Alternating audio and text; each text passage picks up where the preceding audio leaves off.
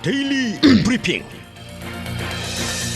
네, 매주 금요일 아침 이 데일리 브리핑에서는 저희 주말 방송 위클리 매거진을 진행하시는 문대열 박사와 함께합니다. 안녕하십니까? 안녕하세요. 네, 오늘은 이 미슐랭 스타가 붙어있는 식당에 대해서 좀 얘기를 들어야 되겠습니다. 아주 유명하고 좋은 식당에 가게 되면은 이 미슐랭 스타가 붙어있는 곳들이 많은데 이건 도대체 어떻게 받는 것이고 또 이곳과 연관된 역사적인 흥미로운 그러한 역사적인 사실이 있으면 좀 전해주시기 부탁드립니다. 네, 이게 이제 식당에 가면 미슐랭 스타가 붙어 있는데 네. 처음 시작된 게 100년도 넘는 오래전 얘기인데요. 네. 처음에는 이게 식당하고는 별로 연관이 없었습니다. 우리가 또 미슐랭 그러면 타이어 브랜드 네임으로도 또 익숙하지 않습니까?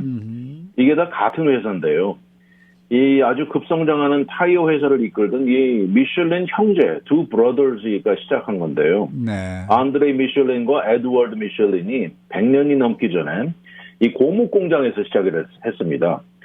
하루는 자전거 타이어가 빵꾸가 나가지고 이걸 고치러 온 사람을 이제 고쳐주다가 그게 계기가 됐는데, 그러면서 타이어의 가능성을 알게 됐고, 그때 사실 이 자전거 타이어를 고치는데 실패했다고 합니다. 그러다가 2년 동안 이 세월 동안 노력 끝에 공기 압력을 집어넣고 이 튜브를 꼈다 뺐다 하는 이렇게 고칠 수 있는 타이어를 내가지고 특허를 냅니다. 그래서 특허를 갖고 있는 이 형제가 상당히 비즈니스적으로 앞을 내다보는 능력이 있었다고 하는데, 네. 이렇게 고쳐질 수 있는 타이어가 이 자동차에도 적합하겠다는 생각을 하면서 그때 당시 한 3,000명 정도가 자동차를 프랑스에서 몰고 다녔다고 하는데, 거기에 타이어를 이제 쓰게 되면서 이제 자동차를 몰고 다니는 사람들이 타이어 고장 나는 걱정 없이 운전을 자유롭게 할 수 있는 이런 건 자유를 주면서 자동차 여행과 미슐랭이라는 건 거의 떼놓을 수가 없는 하나가 되게 만들어버렸죠. 네, 네.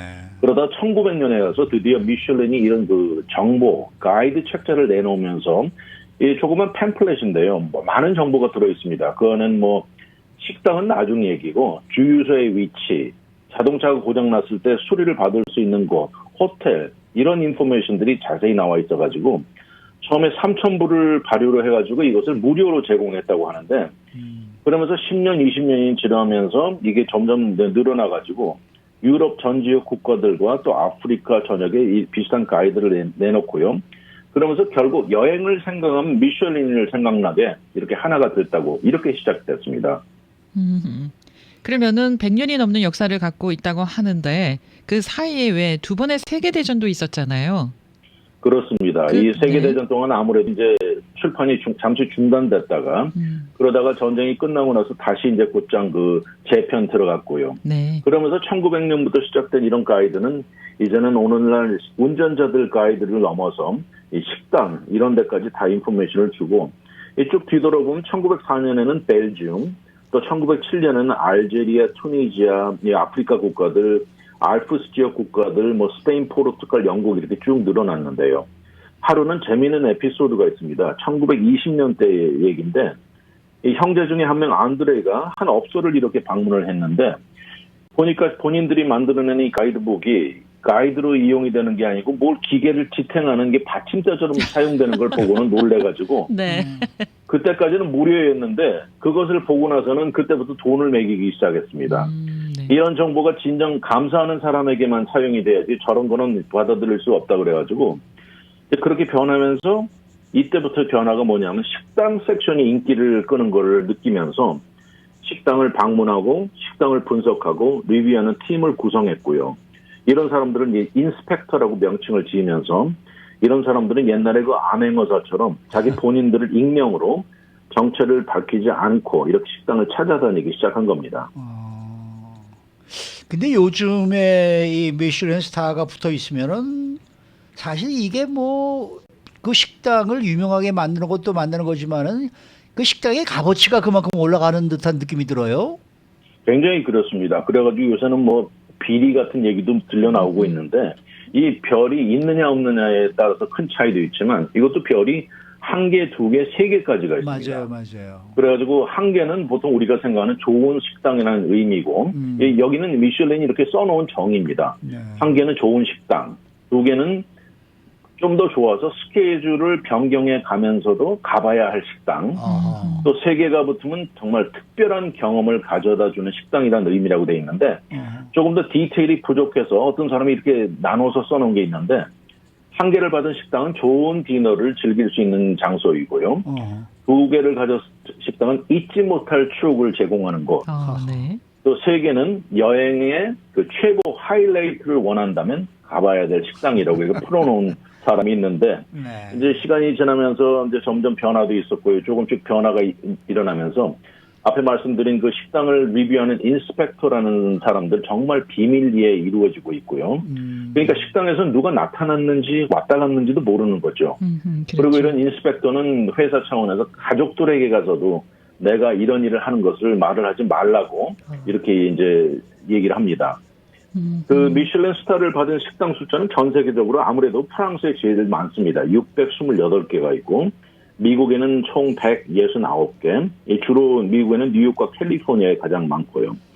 이렇게 미슐랭 스타는 사실 개인 요리사에게 주어지는 것이 아니고 식당 전체에 주어지는 거라고 합니다.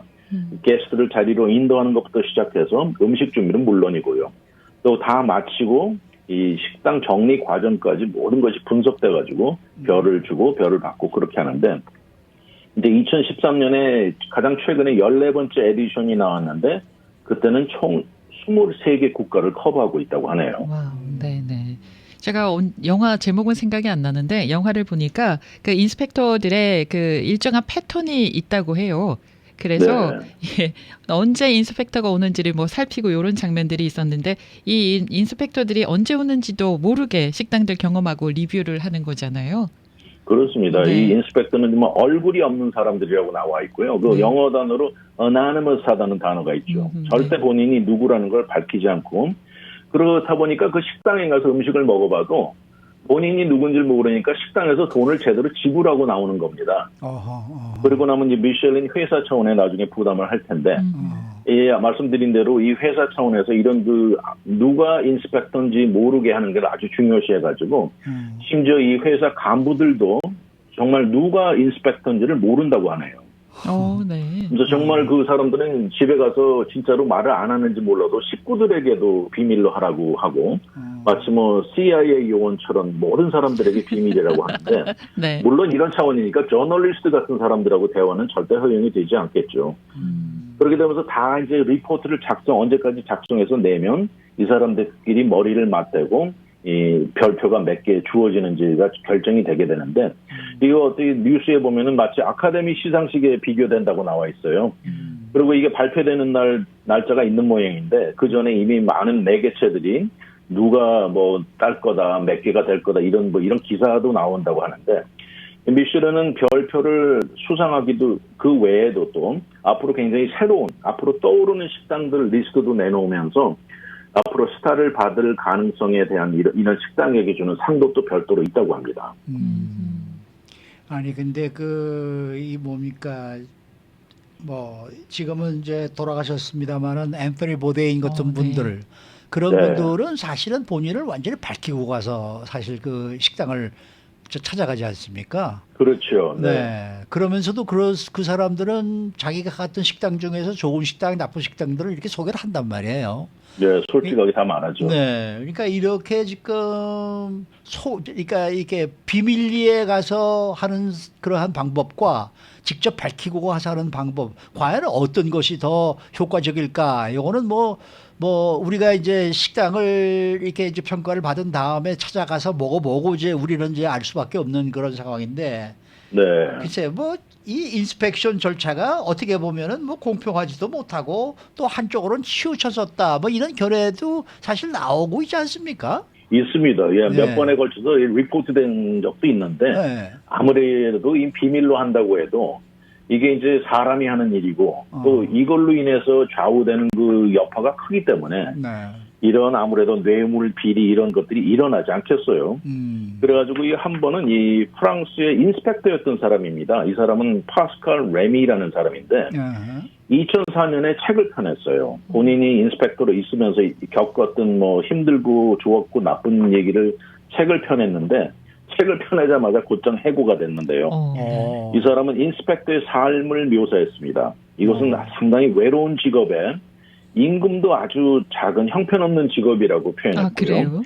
예, 프랑스 전역을 혼자 운전하고 다니고 플로의 음식을 먹고 마감일까지 리포트를 제출해야 되는 엄청난 프레셔를 지니고 살아가는 인생이라고 아주 좋지 않게 썼는데요. 네. 한때는 프랑스 안에만 인스펙터가 11명이 있었는데 이제는 2003년 당시에 그때 5명으로 줄었다고 얘기하고요. 이 레미 씨가 또 말한 게 이 상당히 그들이 선호하는 식당이 아무래도 있다고 합니다. 이 커넥션에 후한 점수를 주고 또 이름 있고 유명한 그런 영향력 있는 요리사, 셰프들을 선호한다고 이렇게 얘기를 했는데 물론 이걸 두고 미슐린에서는 부인하죠. 네. 그리고 또 하나는 아무래도 이 아까 말씀드린 대로 숫자가 프랑스 식당들을 너무나 선호하는 게 너무 역력하다고 비난을 받고 있고요. 이런 예로 영국의 가디언지가 실린 그 내용이 하나 있는데요.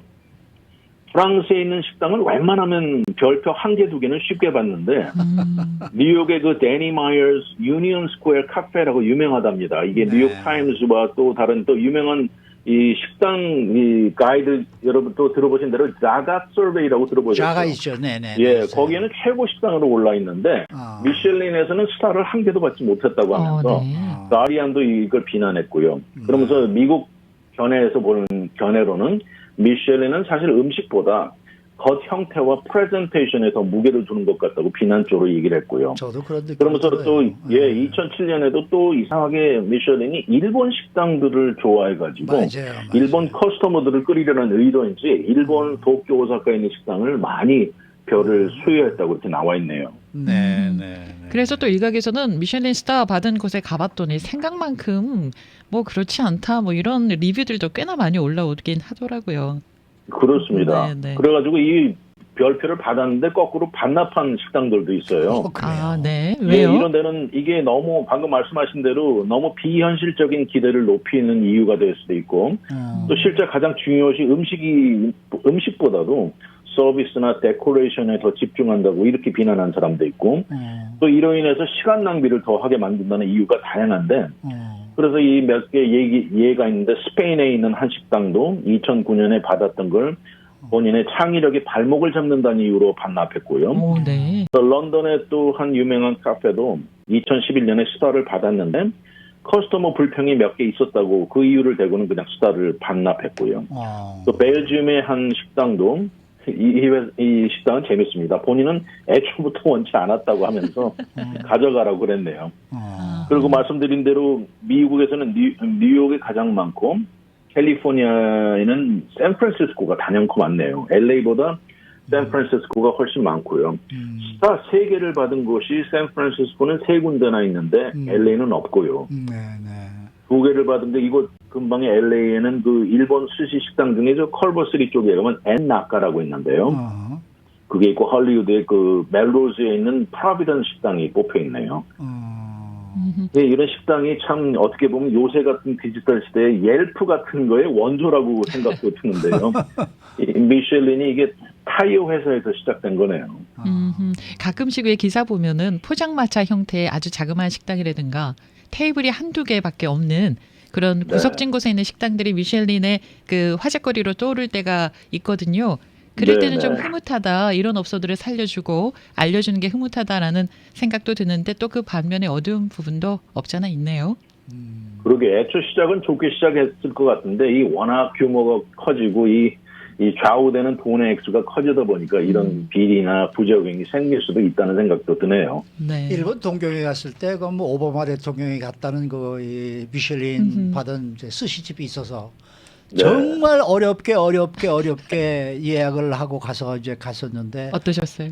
아유 값은 무지하게 비싼데 뭐 거기서 먹으나 무슨